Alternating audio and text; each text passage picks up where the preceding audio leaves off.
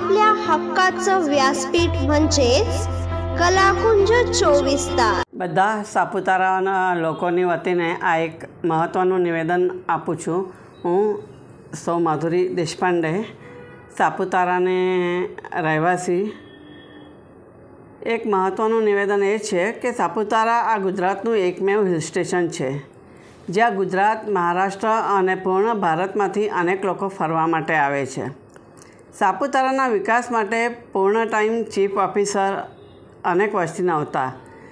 Charge ઉપર chief officer હોવાથી સાપુતારાના વિકાસ માટે જોઈએ એટલો ટાઈમ એ આપી શકતા નહોતા અને એથી સાપુતારાનો વિકાસ અટકાઈ ગયો હતો।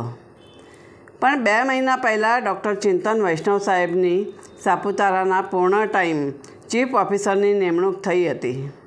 ડૉક્ટર ચિંતન સાહેબ પણ મન લગાવીને કામ કરતા હતા અને સાપુતારાના વિકાસ માટે ફટાફટ નિર્ણય લેતા હતા અને હવે સાપુતારા નવા સ્વરૂપમાં જોવા મળશે એવું બધાને લાગ્યું હતું અને ગયા અઠવાડિયામાં ડૉક્ટર ચિંતન સાહેબની બદલી થઈ અને બધાની ઈચ્છાઓ પર પાણી ફેરાઈ ગયું કે ડૉક્ટર ચિંતન વૈષ્ણવ સાહેબની બદલી રદ કરવા માટે આ લોકોએ સાપુતારાનું બંધનું આંદોલન કરેલું છે।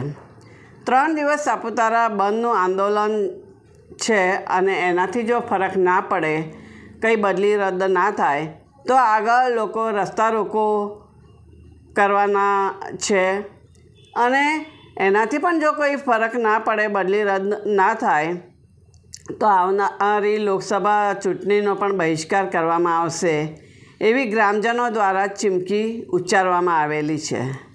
ડૉક્ટર ચિંતન સાહેબની બદલી રદ કરવા માટે સાપુતારાના લોકોની વતીને આ નિવેદન આપું છું। ધન્યવાદ।